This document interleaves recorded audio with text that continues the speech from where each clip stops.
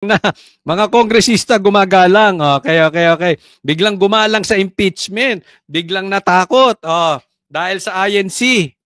Kamara, ginagalang ang statement of support ng Iglesia ni Cristo sa panawagan ng Pangulo na huwag na ituloy ang anumang impeachment laban kay Vice President Sara Duterte. Big Sumintak, detalye.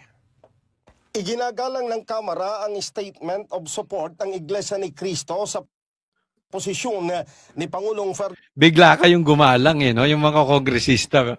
Biglang ginagalang ang Iglesia ni Cristo sa pagsuporta kay Marcos dahil kahit sila ay hindi sang-ayon sa impeachment. Biglang gumalang no? Tingnan nyo, pag iba nagsalita niyan, binara ng Quadcom. Plastic kayo, Quadcom. Plastic kayo mga congressman. Nag-iiba kayo ng tono, yan ang sabihin ninyo. Tinatansya ninyo ang taong bayan. Ang agenda nyo kasi to stay in power. Pagka nakita nyo, nag-iba ang public opinion, nakikita nyo, iba. Sige. Halimbawa, ang nagsalita, nagtawag ng rally, pro Duterte, anong gagawin ninyo? Babasagin nyo, di ba? Papapunta kayo ng maraming pulis doon. Ferdinand Marcos Jr. na huwag nang pagkaabalahan ng impeachment case laban kay Vice President Sara Duterte. Itong inihayag ni House Deputy Majority Leader Congressman Paulo Ortega sa regular press conference sa Kamara. Naniniwala si Ortega na anumang hakbang ng religious group ay para sa ikabubuti at kapayapaan ng bansa. Klaro naman po yung mga napanood ko. Parang sinasabi nila, they're in support of the statement of the President. At sabi naman po nila, magsasagawa po sila ng rally. At alam po naman po natin, syempre, nire-respeto po natin ang ating mga... Yan, biglang rumispeto. Kasi bakit? Iglesia nagsalita. Baka hindi ka maiboto. Malakas sila, di ba? Madami sila. Bigla kayong galang. Yan yung sinasabi ko Kung iba ba nagsalita niyan, ganyan ang tono mo?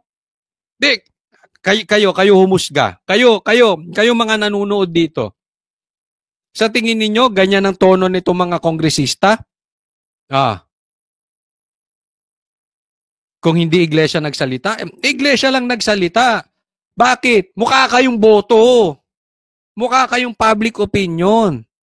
Kasi alam nila na pag nag-ano ang iglesia, takot sila. Delikado sila. Wag nga tayong maglokohan. Kapatid sa iglesia. Naks biglang kapatid.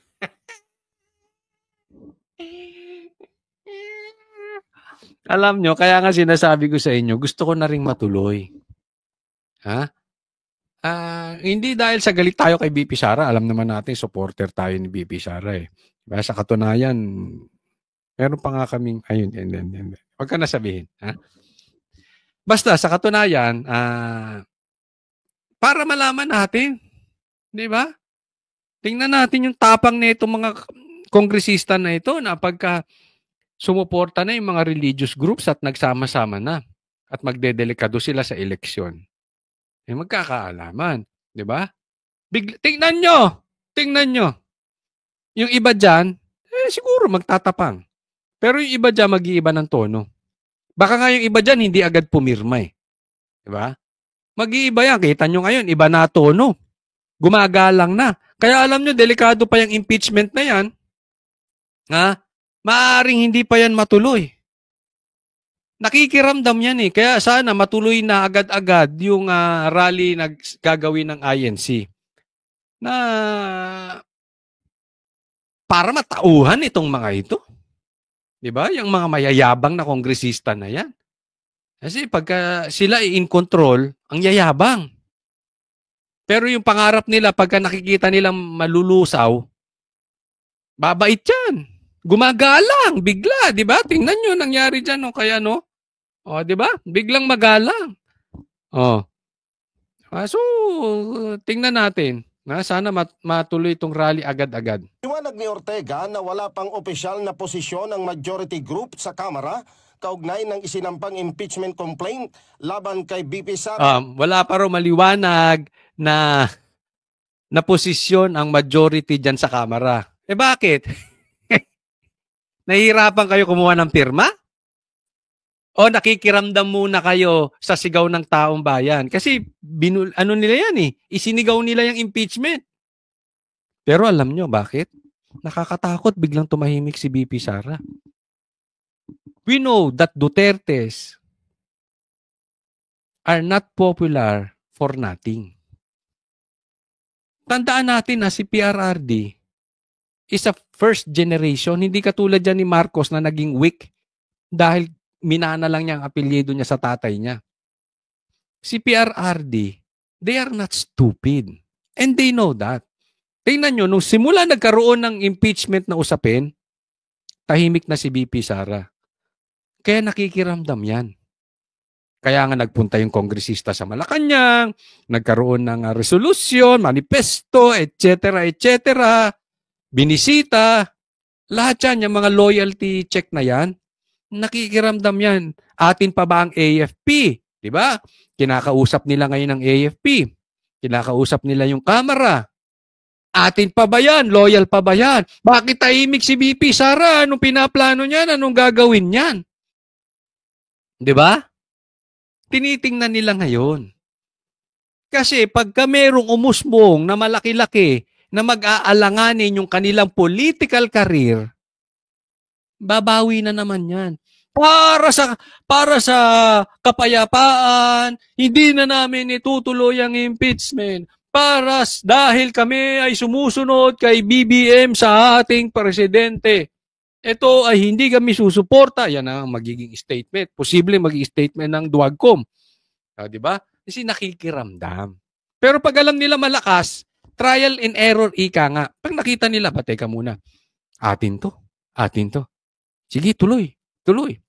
Magyayabang yan. Pero kung alam nilang alanganin, lalong-lalo na, ha? Yung darating na budget, parang tinanggalan ng ayuda budget ni Amy Marcos, itong si Tamba.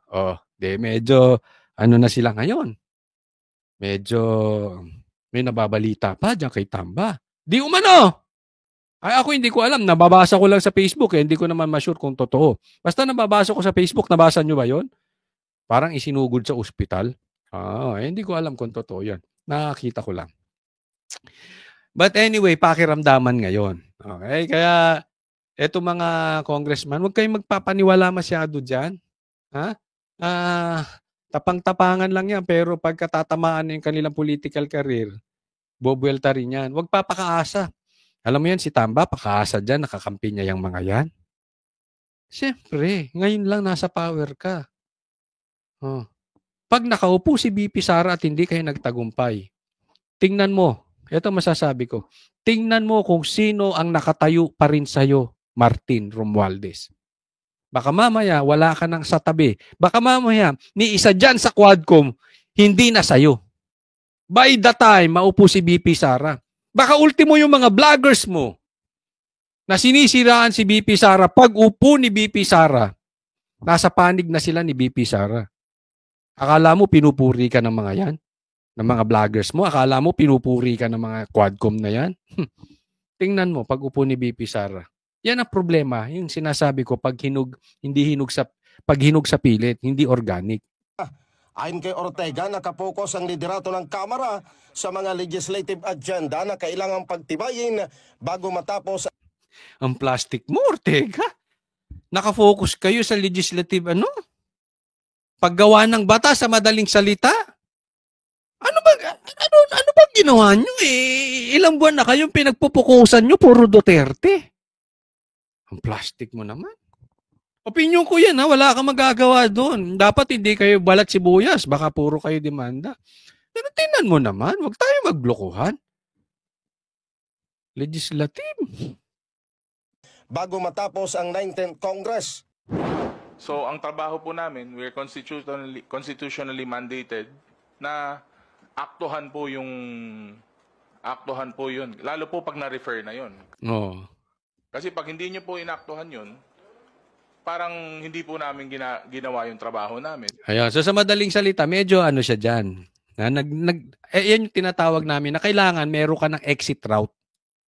Ano ibig sabihin? Kasi pag sinasabi niya, pag kaya naipasa, Kailangan aktuhan nila. So sa madaling salita, parang ganito yan. Mga kababayan ko, I have no choice. Dumating yan eh. Trabaho namin. Na aktuhan yan. So yan, ay nasa batas. Wala kaming magagawa dyan. Para sa bayan yan eh. Huh? So yan yung exit route. Na para kung sakali, nagalit yung mga solid Duterte at hindi siya maramdaman niya, hindi siya makakaupo ulit dahil hindi niya makukuha yung boto. Dahil maraming nagmamahal sa mga Duterte, hindi. Trabaho lang namin yan. Ginagawa lang namin yung trabaho. Hindi! Huwag tayong maglukuhan. Binakbakan nyo ng binakbakan si Sara.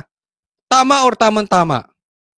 Huwag na kayo mag-isip ng exit route. Ang tanong lang dyan, pipirma kayo o hindi kayo pipirma. We really don't care kung aaktuhan nyo o hindi kayo aakto. Huwag na natin paghaluin ang dikolor sa diputi. Yun na lang ang pag-uusapan. Pipirma kayo o hindi kayo pipirma. Huwag na natin linlangin ang taong bayan for the sake of election. Hindi tayo, in aid of legislation kayo, hindi in aid of election. Pero yun nga po, may proseso pong pagdadaanan yan. Naks. Hindi naman po isang boto lang yan. Naks. Boto po ng buong House at ibabato po natin sa Senate. Then, depende po sa progress ng mga na-file na impeachment complaints. Niliwanag naman ni Ortega na Tignan mo yung mga nandiyan dyan. No? Kulang na lang, tayuan mo ng bundok eh.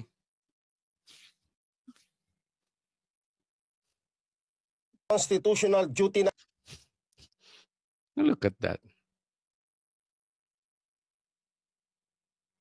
ng Kamara na aksyonan ang impeachment complaint na isinampa laban sa pangalawang Pangulo. Dito na tayo sa kompleto. Siento. So ayan, abangan natin sa Lunes, pero sa aking palagay ito'y posible pang sila ay hindi matuloy diyan, ha. Tatandaan natin yung mga senado yung mga kongresista nasa inyo lang 'yan. Oo, pero pag magdadelikado ang karir niyan at linyahan ng usapin, ibig sabihin ng linyahan ay talagang lantaran na pilian. Marami kasi diyan nakagitna eh. Pero pag lantaran ng pilian, ewan ko kung kakampi sila kay Romualdez. Good luck sa inyo.